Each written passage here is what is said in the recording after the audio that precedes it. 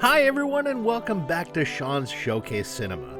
This week we're going to be taking off from the Nimitz and our review of the final countdown and rocketing directly up into the vastness of space to take a look at the 1979 cult classic sci-fi adventure, The Black Hole.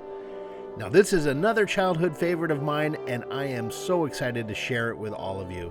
So join us as we go in, through, and beyond to this wonderful piece of cinema history. And don't forget to hit those subscribe and notification buttons so you'll be aware of all of our upcoming videos and live stream shows. In 1979, the Walt Disney Company released a movie that angered a lot of parents. They released a picture that many thought would be another fun little Disney movie, this time set in space. Coming off the heels of Star Wars, nobody can really blame parents for expecting anything but what they were accustomed to from Disney. Safe, lighthearted fun that their kids would enjoy. But instead, thousands of little children were treated to this. And this. And this. And this. Parents were seething, and some would argue rightfully so. But before we get too deep into the movie and discuss why we're taking a look at it today, let's go over some of the basics of Disney's The Black Hole. As mentioned earlier, the movie was released in 1979 on December 19th, just in time for the Christmas holiday. It was directed by Gary Nelson, who had a large handful of director credits to his name and quite a few television shows in a long career spanning from 1962 all the way through to 2000. The story was penned by three gentlemen named Jeb Rosebrook, Bob Barbish, and Richard Landau. Collectively, these writers contributed to some well-known shows such as Gunsmoke, The Waltons, The $6 Million Man, The Outer Limits, and several others. The movie stars some pretty big names, including Anthony Perkins from Psycho, Ernest Borgnine, Slim Pickens, and Roddy McDowall as Vincent, the philosophical, lovable, and loyal robot. It clocks in at a perfect 1 hour and 38 minutes, which is just about right for a sci-fi film. And the movie keeps a pretty steady pace the entire time, never lingering too long on any particular part. The Black Hole had a budget of $20 million with a gross box office worldwide of about $35 million. Considering the marketing budget and halving the $35 million gross, this movie was technically a flop for Disney.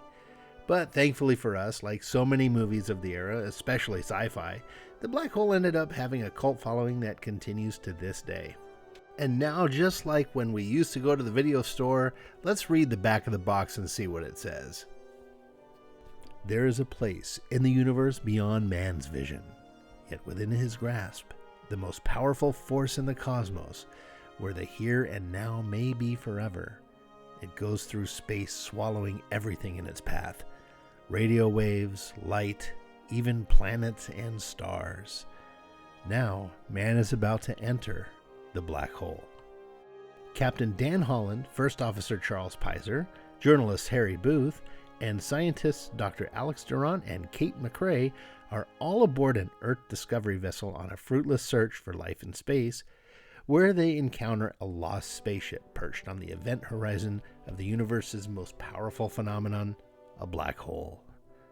Untouched by the incredible gravitational forces, the travelers move in, finding an Earth scientist on a ship that is populated with robot slaves and harboring a terrible secret. So, quick disclaimer, the back of the box that was just read is on the digitally remastered version of the film. The original VHS cover, which is on the oversized plastic boxes that were so popular in the 80s, has a pretty bland synopsis, so I chose this one. So, why are we talking about this movie? Why did I pick it? Well, I'll just list a few things that I happen to like about the movie, and we'll go from there. For starters, I think The Black Hole is the first movie that made me cry. Old Yeller did too, but I saw The Black Hole first, and to avoid spoilers, I will not go into what scene this happens in, but those of you who have seen the movie know exactly what I'm talking about, and I still choke up to this day. Another thing I loved about this movie is the set design, the art design, the entire artistic flair of this movie. It just was incredible. The overall mood of the Cygnus, the dark and empty hallways, the quietness of the ship, the way the robots operated the controls, all mixed with the slow beats and pauses in the movie that we just don't see anymore in film. It just all blends together to create one of the best atmospheres you can imagine. And the way space is portrayed here, which is more blue than black, and it's just really alluring to me. The special effects in this regard are pretty darn good. The Cygnus is an incredible design, much akin to an aircraft carrier, and the lighting used in the production model is something that is still unique to this day and something I really like to look at. It's just beautiful. Now, the black hole itself leaves a little bit to be desired, especially now that science has advanced so much since the movie was made, but it does give a good impression to the viewer, and while not scientifically accurate in its portrayal, the choice to make it look like a whirlpool actually adds a sense of danger for me. Now, let's talk a little bit about the characters in this movie. Dr. Reinhardt, who was brilliantly played by Swiss actor Maximilian Schell, was just a force to be reckoned with. The character was one of those perfect mixes of brilliance and insanity, and that doesn't really make you hate him, but you'd rather kind of wonder what the heck is going on in that brain of his. Schell's performance was just amazing and made, I think, all the more ominous given his accent. Then we have, of course, Vincent, which stands for Vital Information Necessary Centralized, which is pretty much of a stretch there to get a name out there. But Vincent is played by none other than the wonderful Roddy McDowall from Planet of the Apes. Vincent looks cute and bubbly, but underneath the design is an intelligent, loyal, and friendly character who isn't afraid to go toe-to-toe with anyone. The writers really did a good job here of making Vincent both believable and likable. And then we have Bob, which stands for Biosanitation Battalion. Bob is an underdog. He's the character many feel the most sorry for. The poor guy is beat up, bullied on, and all alone on this ship. But that doesn't keep him from being likable and having optimism. He immediately attaches himself to Vincent and the crew and plays a pivotal role in helping them as the story progresses. He doesn't get much screen time, but the little we get hits its mark perfectly, and it's made just so wonderful by the great voice work of Slim Pickens.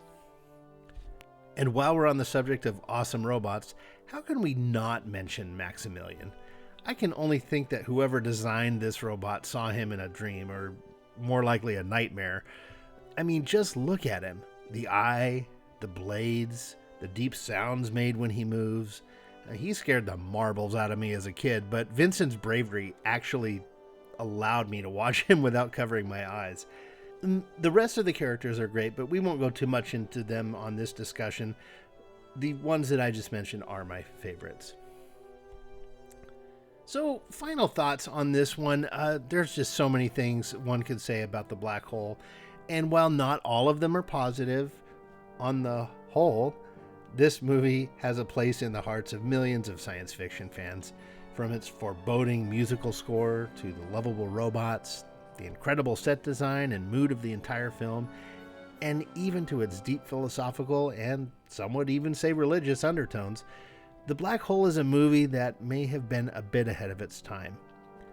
Sure, the special effects are a bit campy, you can see a string here and there, and some of the dialogue could have used some work and some polishing, but all in all, we have a wonderful story here with some of the most beautiful set design and art design that I have ever seen. A lot of people have called for there to be a remake of this film, and normally I'm pretty set against them, but in this case, I can understand how that might be an exception. Although it would have to be done very, very carefully and be done by somebody who has a deep love and admiration for the original film. Otherwise, it just wouldn't work. And sadly, given Hollywood's general performance with remakes and movies in general over the last few years, I just don't have much hope that a worthy remake would be made. All I can say for certain is that if the movie is remade, I hope beyond measure that Ryan Reynolds is cast to play Charlie. He looks like him, the attitude is perfect, and he'd actually be a great draw to the movie. Anyway, that's how I feel. To wrap up, I really encourage you to check this movie out. Even with its flaws and lack of an actual ending, it is a must-see. So what do you think? What are your thoughts on The Black Hole? Did you love the original just as much as I did? Do you think it should be remade? Let me know in the comments below. And don't forget to use #suggestion if there's a movie you'd like to see here on the channel. And lastly, if you are interested in watching this movie at the time of this recording, which is February 2024, it is free to watch right here on YouTube. So go ahead and check it out while you can. You won't regret it.